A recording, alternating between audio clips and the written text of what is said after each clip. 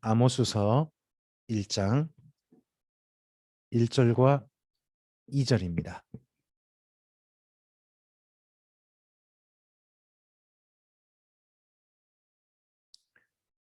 병원에 있는 제 아내, 여기 1절, 2절을 읽어줄 수 있을까요?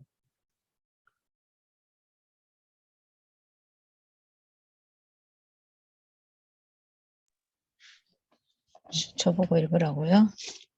작게 읽어주시면 돼요. 유다 왕 오시아의 시대 곧 이스라엘 왕 요아시아의 아들 여로보암의 시대 지진전 2년에 두고와 목자 중 아모스가 이스라엘에 대하여 이상으로 받은 말씀이라. 그가 이르되 여호와께서 시온에서부터 부르짖으며 예루살렘에서부터 소리를 내시리니 목자의 초장이 마르고 갈멜산 꼭대기가 마르리로다. 아멘. 네, 감사합니다.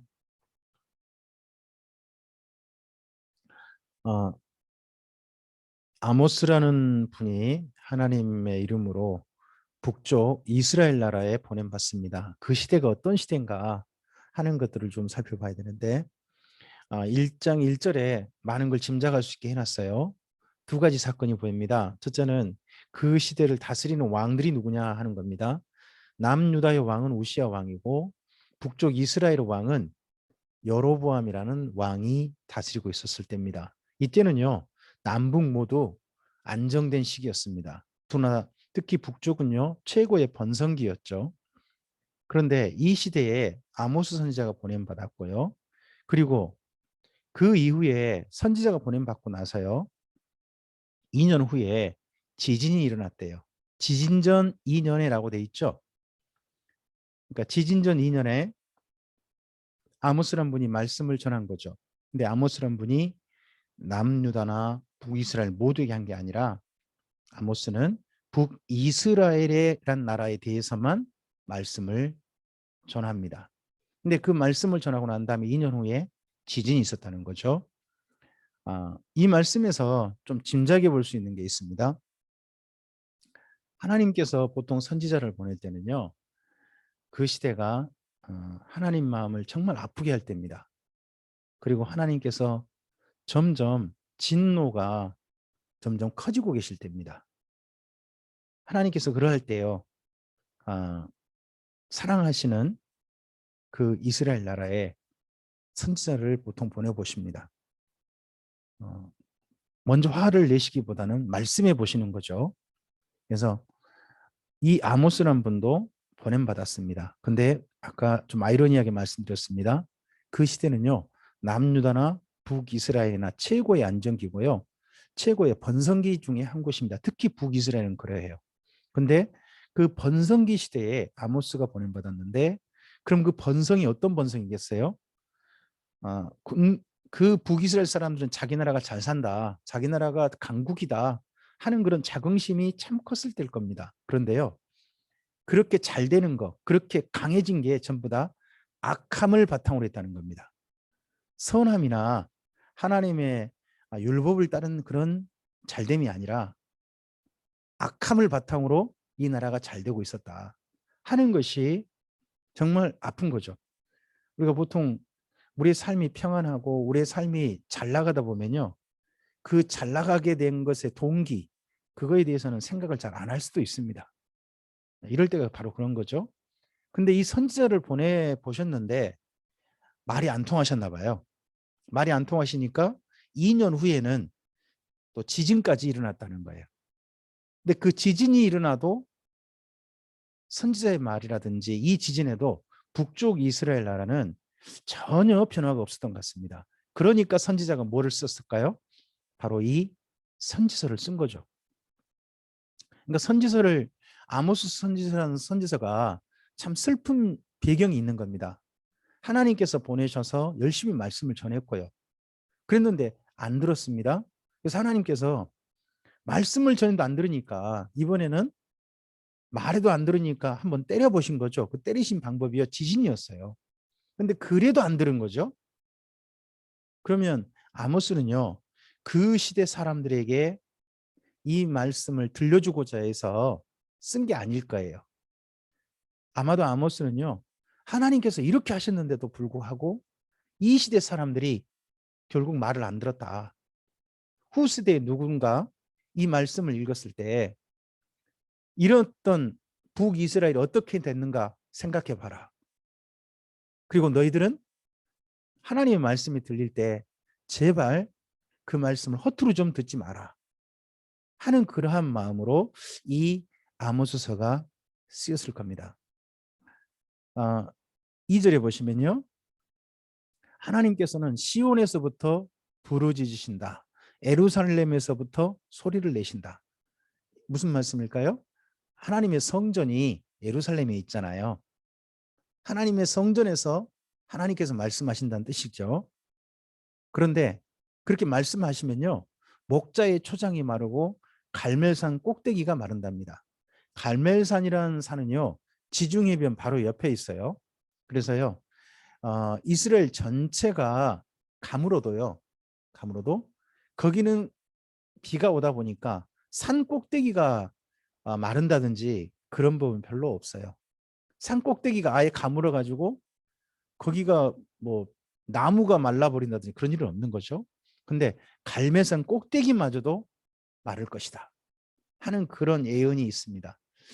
이런 이 말씀에 대해서 하나님이 정말 화내시면 이렇게 돼 하는 게 이미 이스라엘 민족은 경험을 했어요. 그게 언제였냐 그러면 엘리야, 엘리사 때였죠. 그래서 갈멜산 꼭대기가 말랐을 때 그때 정도에 엘리야가 갈멜산 꼭대기에서 하나님께서 비를 내리신다 하는 걸 한번 보여드린 적 있잖아요. 자, 그런 말씀이 하나님의 말씀이 북쪽 이스라엘에 선포되어집니다. 선포되어지는데 그 선포되어질 때 거기 말씀이 먼저 북쪽 이스라엘에 전해진 게 아닙니다. 말씀은요, 먼저 다른 나라에게 전해집니다. 북쪽 이스라엘 가서 다른 나라 이야기를 하는 거예요. 자, 3절부터 6절 우리 함께 읽어볼까요? 여호와께서 이와 같이 말씀하시되 다메섹의 서너 가지 죄로 말미암아 내가 그 벌을 돌이키지 아니하리니 이는 그들이 철 타작기로 타작하듯 길르앗을 압박하였음이라. 내가 하사엘의 집에 불을 보내리니 벤하닷의 궁궐들을 사르리라. 내가 다메섹의 빗장을 꺾으며 아웬 골짜기에서 그 주민들을 끊으며 벳 에덴에서 규 잡은 자를 끊으리니 아람 백성이 사로잡혀 기르에 이르리라. 여호와께서 말씀하셨느니라. 아멘. 이 다메섹은 지금 현재 시리아의 수도죠. 다마스커스라고 합니다. 거기가 이 시대에는요, 아람이란 나라입니다. 아람은요, 북쪽 이스라엘 그 위쪽에 있는 가장 그 당시에 가나안 지역에서 가장 큰 나라입니다. 영토가 제일 넓고 힘이 가장 강력한 나라예요. 그런데 이 나라가 거의 힘이 있을 때마다 그 바로 남쪽에 있는 북이스라엘을 맨날 쳐들어옵니다. 근데 북이스라엘과 맨날 싸워요. 그러다 보니까요, 지금 현재 왕이 북이스라엘 왕이 누구냐 그러면 여로보암이라는 왕이에요. 여로보암 두 번째 왕이라고 해서 여로보암 2세라고 합니다. 그때 북쪽 이스라엘에서요, 이 아람 나라를 휩쓸어 가지고요, 아람 나라가 거의 북쪽 이스라엘에 점령당한 상태입니다. 그러할 때 아니면 그러하기 전에 이 말씀이 전해졌을 걸로 보입니다. 아람 나라가 하나님께서 그 나라를 가만두지 않으신다 하는데 그러한 하나님의 도구로 북쪽 이스라엘이 쓰인 것 같은 모양새고요. 실제 그런 일이 이루어지고 있으니까 북쪽 이스라엘에서는 자기 나라가 저쪽 아람 나라를 쳐들어갈 수 있는 명분이 하나님께 있다. 여호와 하나님께 있다라고 고개를 끄덕끄덕 했겠죠. 우리가 하는 일이 옳아. 하나님께서 그 일을 하고 계신 거야. 우리 편이신 거야. 막 그런 생각을 이 말씀 전했을 때 했을 것입니다. 그리고 바로 북쪽 이스라엘의 지중해변 쪽 나라가 있어요. 그 나라가 블레셋입니다. 그 블레셋에 대한 이야기를 그다음 바로 또 전합니다. 6절부터 8절입니다. 혹시 김은경 집사님 음성 켜실 수 있습니까?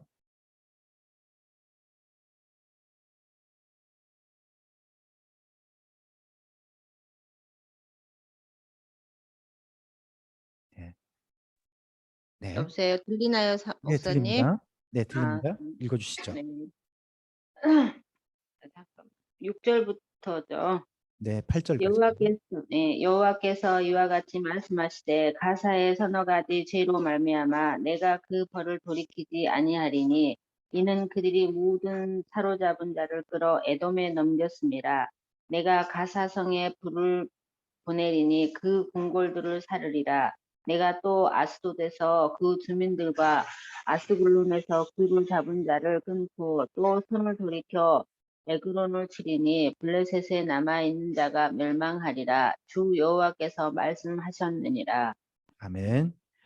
어, 가장 강력한 군사 대국 그런다면요. 이 가나안 땅에서 그런다면요. 하나는 아람이고 또 하나는요. 철기 문명의 강국 바로 블레셋입니다. 이 블레셋과 그리고 아람 나라를요. 가만 안 두시겠답니다. 실제로 지금 아람 나라를 북이스라엘이 거의 점령해 가고 있고요. 거기다가 보니까 여기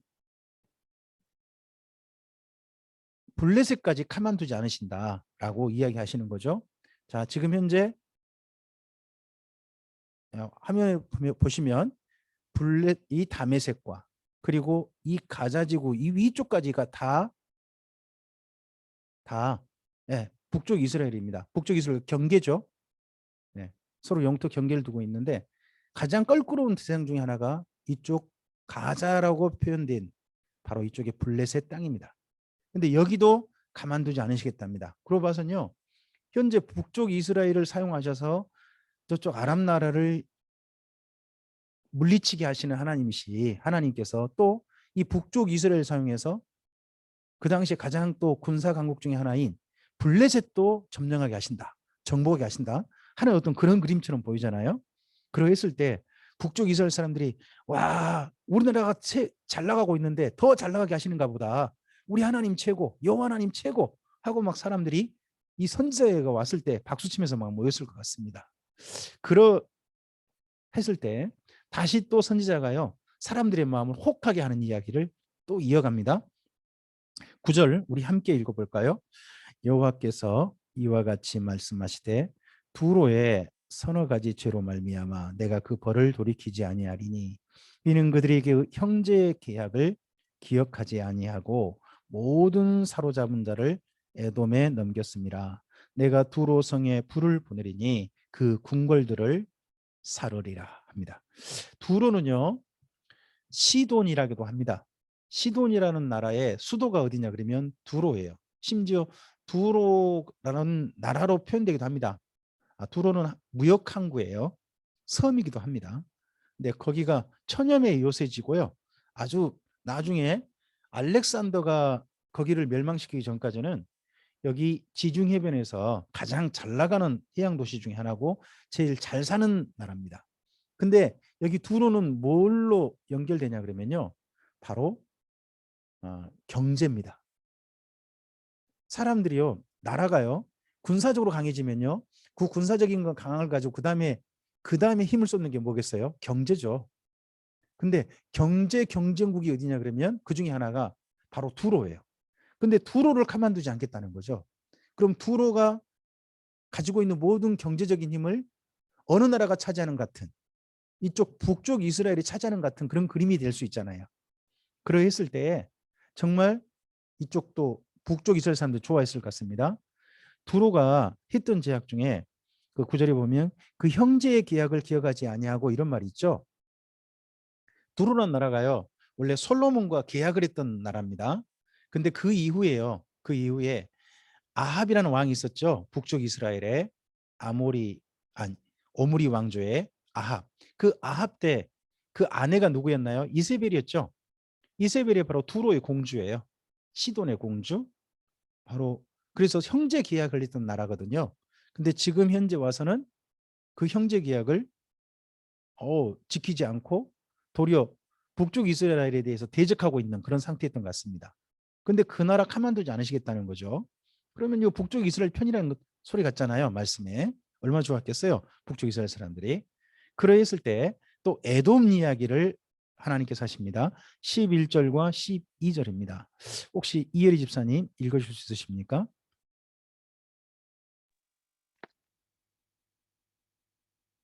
여호와께서 이와 같이 말씀하시되 에돔의 서너 가지 죄로 말미암아 내가 그 벌을 돌이키지 아니하리니 이는 그가 칼로 그의 형제를 쫓아가며 긍휼을 버리며 항상 맹렬히 화를 내며 분을 끝없이 품었음이라. 내가 대만에 불을 보내리니 보스라의 궁궐을 사르리라. 아멘. 아멘. 네, 이 에돔이란 나라도 하나님께서 가만두지 않겠다고 하는데 두로가요 북쪽 이스라엘의 북쪽에 있는 경제 경쟁국이라면 그 당시에 왕의 대로를 장악해 가지고요 이집트하고 메소포타미아 지역의 경제를 거의 독점하고 있는 그 중간의 상인들을 거의 독점하고 있는 그런 데가 어디냐 그러면 에돔이에요. 근데 여기도 가만두지 않겠대요.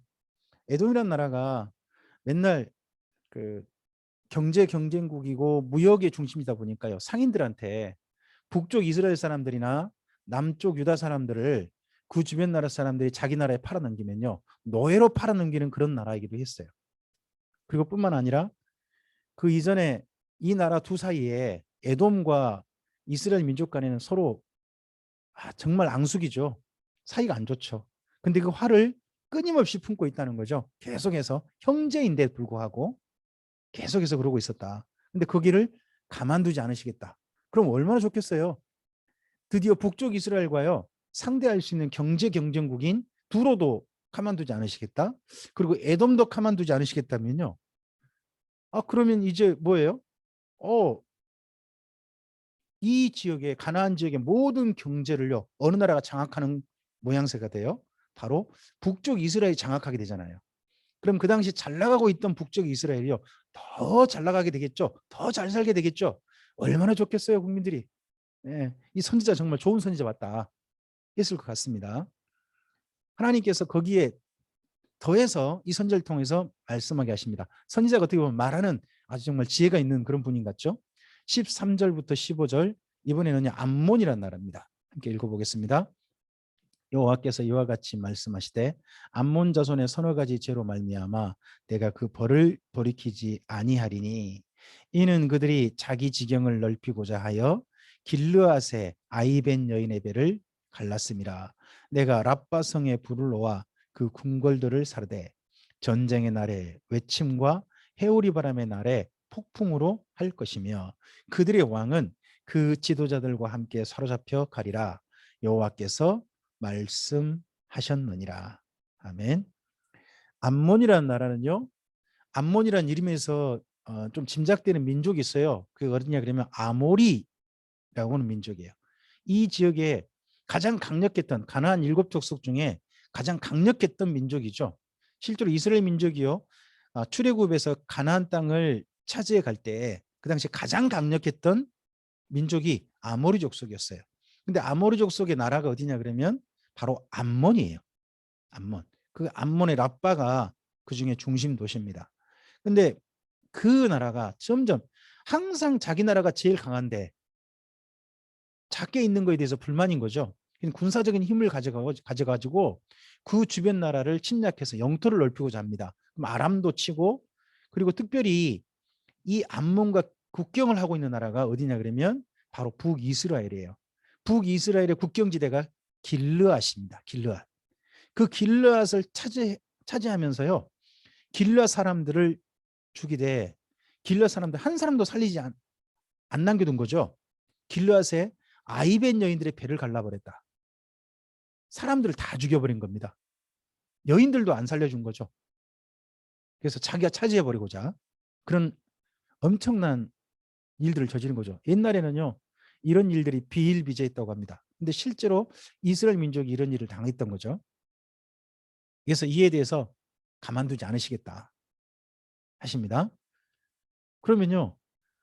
이 주변 나라가요. 여기 화면상에 보시면 가나안 땅에서요. 이쪽 북이스라엘하고요. 남유다만 남고 좀 점점 없어져 가는 거예요. 없어져 가는 거예요. 거기다가 그 다음 보시니까 모압이라는 나라가 있어요. 제가 잠깐만 좀 보여드릴게요. 암몬은 여기고요. 그리고 모압은 바로 밑에 있고 에돔이 여기 있고 유다가 여기 있어요. 근데 암몬을 말씀하시던 이번에 모압을 말씀하시는 거예요. 모압에 대한 이야기가요. 2장 1절부터 3절입니다. 함께 읽어볼까요? 여호와께서 이와 같이 말씀하시되 모압의 서너 가지 죄로 말미암아 내가 그 벌을 돌이키지 아니하리니 이는 그가 에돔 왕의 뼈를 불살라 죄를 만들었습니다. 내가 모압에 불을 보내리니 그리옷 궁궐들을 사르리라. 모압이 요란함과 애침과 나팔 소리 중에서 죽을 것이라. 내가 그 중에서 재판장을 멸하며 지도자들을 그와 함께 죽이리라. 여호와께서 말씀하시니라. 이 모압이란 나라는요, 북이스라엘과 특별한 관계는 많지 않은 것 같아요. 근데 모압이란 나라를 하나님께서 기억하신 이유 중에 모압이란 나라가 한 번요, 이 에돔 나라를 쳐들어가 가지고 에돔 나라를 싹 점령하고 그 나라를 모욕하는 일을 했던 것 같죠. 에돔 왕의 뼈를 불살라 죄를 만들었다. 이건 그 나라를 모욕하는 정말 중대한 행위이기도 하잖아요. 그러한 일들을 한 거에 대해서 하나님께서 기억하신다 하는 이야기를 말씀합니다. 그리고 그 밑에 나라 모압 바로 남쪽에 있는 나라를, 모압 바로 이제 옆에 있는 나라, 바로 사해를 경계로 하고 그 옆에 있는 나라인 남유다를 말해요. 근데 남유다는 심지어 누구의 나라냐? 이 아모스 선지자의 나라예요. 아모스 선지자가 1장 1절에 보시면 두고와 목자라 그러죠. 1장 1절에 두고라고 하는 지역이 남유다 지역이에요. 북이스라엘 나라가 아니에요. 그러니까 남유다 사람인데 북이스라엘에 보냄받은 선지자가 누구냐 그러면 아모스인 거죠. 근데 그 남쪽에서 올라온 선지자가요, 자기 나라 이야기를 하는 거예요. 자기 나라 이야기를. 그게 4절부터 5절입니다. 4절부터 5절 함께 읽겠습니다. 여호와께서 이와 같이 말씀하시되 유다의 서너 가지 죄로 말미암아 내가 그 벌을 돌이키지 아니하리니 이는 그들이 여호와의 율법을 멸시하며 그 율례를 지키지 아니하고 그 조상들이 따라가던 거짓 것에 미혹되었습니다. 내가 유다에 불을 보내리니 예루살렘의 궁궐들을 살으리라 하십니다. 남유다도 가만두지 않겠답니다. 그러면 현재 지금 지도상 봐보십시오. 화면상 보시면 지금 이 가나안 지역에 있는 수많은 나라들이요 다 끝나버린대요. 하나님 불태워버리신대요. 그리고 어느 나라만 남느냐 그러면요, 가운데 있는 그 한가운데 있는요 북이스라엘만 남아요. 그럼 어떤 모양새예요? 북이스라엘을 이용하셔서 하나님께 사용하셔가지고요 주변 나라 싹 점령하게 하신다. 그러니까 북이스라엘이 이 가나안 땅을 통일한다. 마치 꼭 그런 그림처럼 북이스라엘 언급하기 전에는요 그런 그림처럼 보이잖아요. 이렇게 이야기했을 때 북이스라엘 사람들이 얼마나 좋아요. 많은 사람들이 모였을 것 같아요. 선지자, 좋은 선지자 왔다고. 그러했을 때 6절부터 드디어 북이스라엘 이야기를 나라를 시작해요. 근데 6절부터 언제까지 하느냐? 끝까지 해버립니다. 여기 2장부터 9장까지 전부 다 북이스라엘 나라를 너희 나라 가만 안 둘 거야 라는 이야기 하시는 거예요. 그러니까 하나님은 이런 선지자를 통해 이렇게 말씀하시는 거예요. 그 당시 가나안 지역에 있는 수많은 나라들 가만두지 않으시겠답니다. 근데 진짜 가만두지 않을 나라, 진짜 멸망받아야 될 나라는 누구다? 바로 북이스라엘이다 하는 이야기 맨 마지막에 하는 겁니다. 이야기를 이런 식으로. 6절부터 8절 한번 읽어보시겠습니다. 여호와께서 이와 같이 말씀하시되 이스라엘의 서너 가지 죄로 말미암아 내가 그 벌을 돌이키지 아니하리니 이는 그들이 은을 받고 의인을 팔며 신 한 켤레를 받고 가난한 자를 팔며 힘없는 자의 머리에 티끌을 먼지 속에 발로 밟고 연약한 자의 길을 굳게 하며 아버지와 아들이 한 젊은 여인에게 다녀서 내 거룩한 이름을 더럽히며 모든 제단 곁에서 전당 잡은 옷 위에 누우며 그들의 신전에서 벌금으로 얻은 포도주를 마심이라. 아멘. 오늘 여기까지만 먼저 하겠습니다. 6절부터 8절에 북이스라엘 나라도 먼저 한 2절 3절 언급해요. 그럼 그 다음부터는 이제 선지자가 그래도 우리나라도 가만두지 않는다고? 근데 보면 거기 말씀해요. 6절부터 8절 사이에 불을 보내신다는 말씀이 있나요? 그런 말씀은 아직은 없잖아요. 다른 나라는 다 불 보내신다 그랬거든요.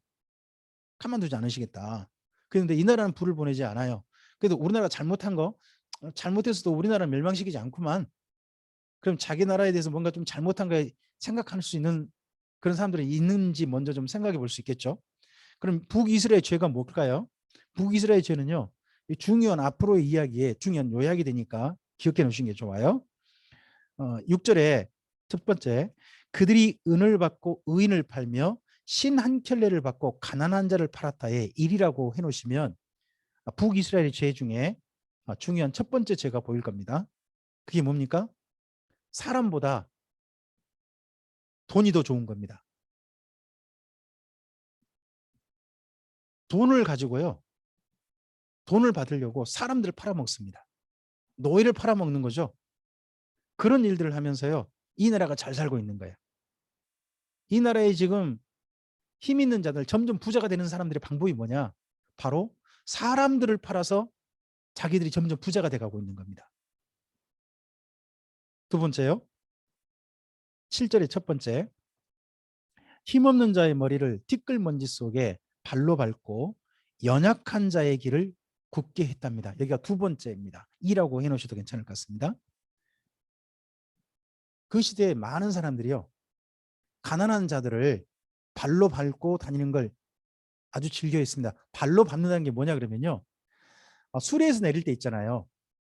어떤 수레 같은 거 타고 가다가 내릴 때 그 주변에 사람들 중에 돈 줄게 이리 와 누워 그러면요. 가난한 사람은 그 돈을 위해서 그 앞에 누운다고 합니다. 그러면요. 그런 사람들의 머리를 밟고 내리는 거죠. 그리고 연약한 사람들의 가는 길을 갖다가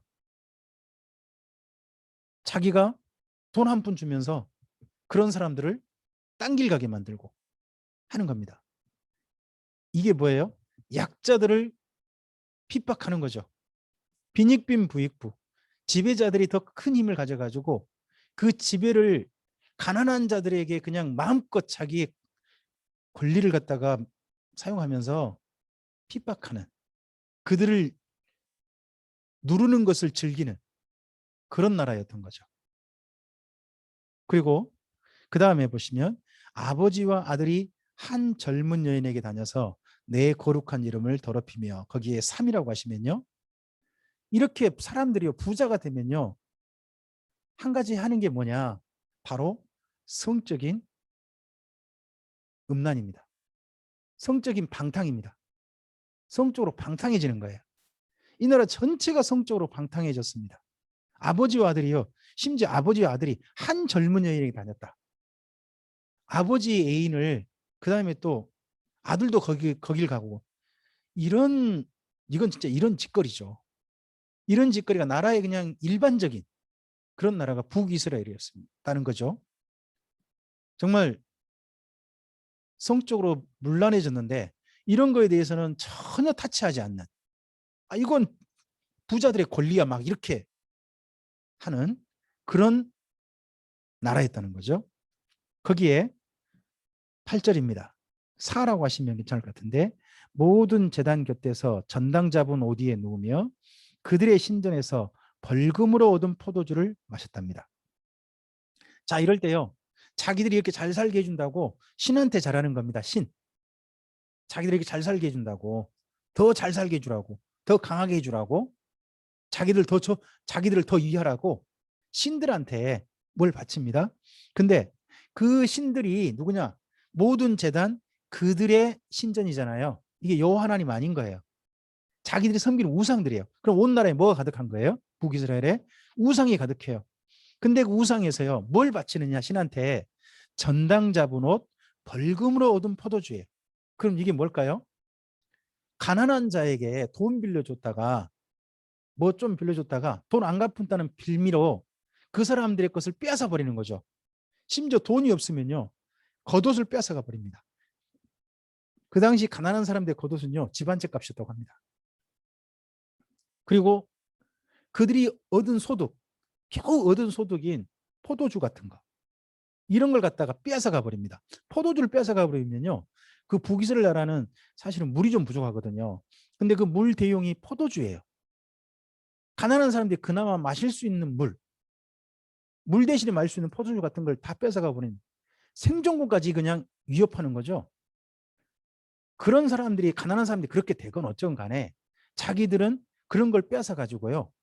그렇게 하게 해준 게 그렇게 해서 자기들을 잘 살게 만들어준 게 자기들이 섬기는 신들이라고 그 우상 숭배를 그 신들 앞에 가서 하는 거죠.